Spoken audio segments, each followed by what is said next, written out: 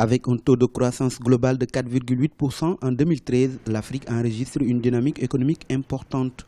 Pourtant, selon la Banque africaine de développement, cette croissance globale économique ne suffit toujours pas.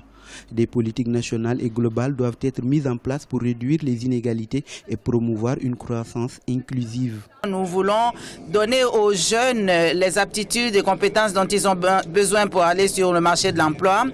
Et nous voulons investir dans les infrastructures. Les infrastructures, c'est un des moteurs de la croissance. Nous voulons approfondir l'intégration régionale et vous pouvez aussi y ajouter tout le travail que nous faisons dans le domaine de la gouvernance pour rendre l'Afrique encore plus attractive pour les investisseurs. Et puis, il y a bien sûr le développement du secteur privé. Il y a tout ce travail que nous faisons.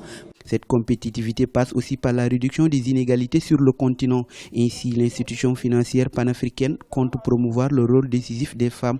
Elles représentent la moitié de la population africaine et ne détiennent que 10% des rôles de leadership dans la société.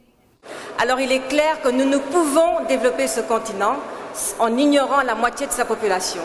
Et c'est la raison pour laquelle la Banque africaine de développement est résolument engagée à assurer que la totalité de ses projets et programmes intègre la dimension genre. Et notre stratégie plutôt vise à renforcer les droits des femmes, les droits juridiques et les droits et l'accès à la propriété, et également à renforcer l'autonomisation des femmes, c'est-à-dire leur donner un meilleur accès au crédit et le contrôle de leurs ressources financières. Promouvoir donc une croissance inclusive est désormais une nécessité pour que l'Afrique poursuive son développement économique. En 2014, le taux de croissance moyenne du continent s'élevait à 5,3%.